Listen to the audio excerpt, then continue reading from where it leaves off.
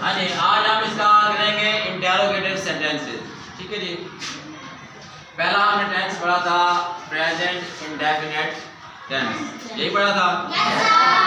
इसका हमने positive sentence बनाना सीख लिया है और नेगेटिव सेंटेंस बनाना भी सीख लिया है।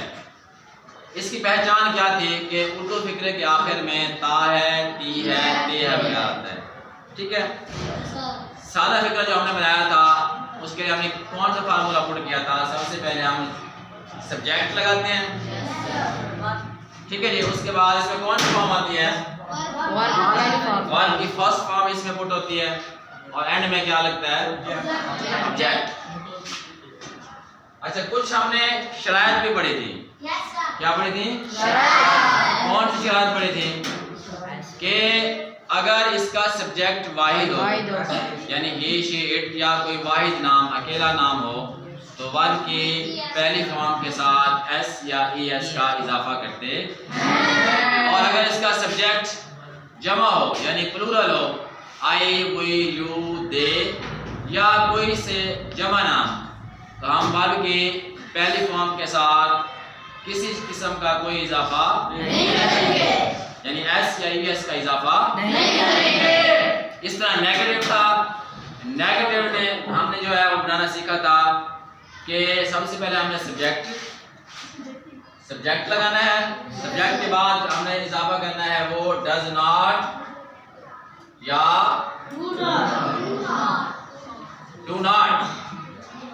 अब हमने ये भी सीखा था कि डज नॉट किसके साथ लगता है और डू नॉट किसके साथ लगता है।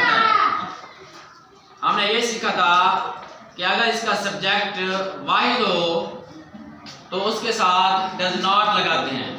सब्जेक्ट अगर वाहिद हो तो उसके साथ यानी ही, शी, इट या वाहिद नाम हो तो उसके साथ हम डज नॉट लगाते हैं। अगर इसका सब्जेक्ट जमा हो, यानी प्लूरल हो, आई, वी, यू, दे, तो फिर हम उसके साथ डू नॉट लगाते हैं। और इसके बाद हम क्या लगाते हैं? वर्ब की। ये याद रखना है कि जब हमने इसका नेगेटिव सेंटेंस बनाना है, डज नॉट, डू नॉट लगाने के बाद किसी किस्म का यानी एस या एस का इजाफा नहीं करना। और एंड में हम क्या लगाते थे? ऑब्जेक्ट। तो आज जो हमारा टॉपिक है वो है इंटेरोगेटिव सेंटेंस, सवालिया फिक्रा। ठीक है। सवालिया फिक्रे से मुराद ये है कि हम लोग किसी से उसकी राय मालूम करते हैं या सवाल पूछते हैं। जैसे आप कहते हैं कि क्या तुम स्कूल जाते हो? क्या आप खाना खाते हो? क्या मैं बाजार जाता हूँ? तो यानी इसमें इस फिक्रे में सवाल होता है, आप उससे कोई चीज़ पूछते हैं। ठीक है। तो आज हम इंटेरोगेटिव जो है वो सेंटेंस बनाना सीखेंगे।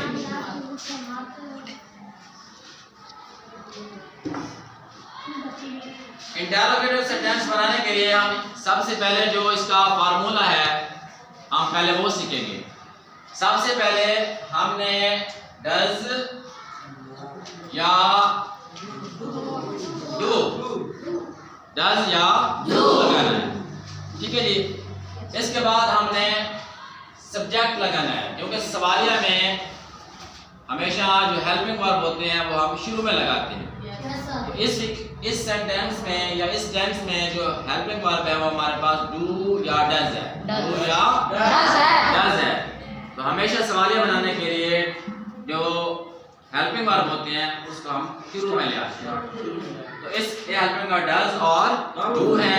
डज या डू को शुरू में लगाएंगे और इसकी शर्त वही होगी। डज किसके साथ आता है? वाहिद नाम के साथ। वाहिद नाम के साथ। ही, शी, इट या कोई अकेला नाम होगा तो डज सवालिया होगा फिक्रा, तो डज शुरू में ले आएंगे। और अगर जमा होगा आई, वी, यू, दे, इसके साथ डू लगाएंगे। उसके बाद सब्जेक्ट लगाएंगे और इसके बाद वर्ब की और एंड में ऑब्जेक्ट। ऑब्जेक्ट के बाद सवाल निशान लगाना, यानी इसे हम कहते हैं इंटेरोगेटिव साइन। इंटेरोगेटिव सेंटेंस है ना, तो इसको हम कहते हैं इंटेरोगेटिव साइन। उर्दू में हम इसको कहते हैं सवालिया निशान। ठीक है। सबसे पहले हमने क्या लगाना है? डज या डू। उसके बाद सब्जेक्ट, उसके बाद वर्ब की फर्स्ट फॉर्म और उसके बाद ऑब्जेक्ट और एंड में सवालिया निशान। इसके लिए भी शराइत वही होंगी कि डू या डज लगने के बाद वर्ब की पहली फॉर्म के साथ एस या इस का इजाफा नहीं करेंगे। एस या इस का इजाफा सिर्फ हम तब करेंगे जब फिक्रा सादा होगा, सिंपल सेंटेंस होगा, पॉजिटिव सेंटेंस होगा, सिर्फ उसमें एस या एस का इजाफा करेंगे अगर उसका सब्जेक्ट वाहिद है तो। अदरवाइज नेगेटिव में और इंटेरोगेटिव में हम एस या एस का इजाफा नहीं करते। अंडरस्टैंड? यस बात समझ आ गई आपको?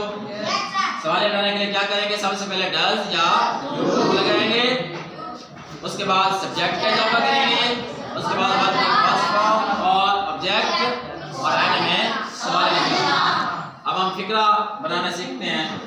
फॉर एग्जांपल फिक्रा है क्या नजमा कपड़े धोती है।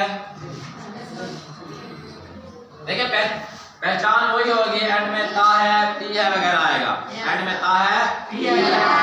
सवालिया में क्या का इजाफा होगा? आप सवाल पूछ रहे हैं ना, फिक्रा सवालिया है तो उसमें कोई चीज हम इंक्वायर करते हैं, पूछते हैं, और एंड में सवाल निशान भी लगा हुआ है। जब फिक्रा होगा तो खुद ब खुद लगा हुआ होगा, आपने उसको इंग्लिश में कन्वर्ट करना है, फिर आपने खुद लगाना होगा। ठीक है, अब हमने इसकी पहचान कैसे करनी है? सब्जेक्ट इसका क्या है? नजमा। वाहिद है या वाहिद है। सबसे पहले हम क्या लगाएंगे? क्या लगाएंगे? डज नजमा। उसके बाद सब्जेक्ट क्या है इसका? नजमा। डज नजमा वाश आएगा या वॉशेस आएगा? क्योंकि सवालिया और मनफी में यानी इंटरोगेटिव और नेगेटिव में वर्ब की फर्स्ट फॉर्म आती है। जब डू या डज लग जाता है तो फिर एस या यस नहीं लगाते। Does Najma wash the,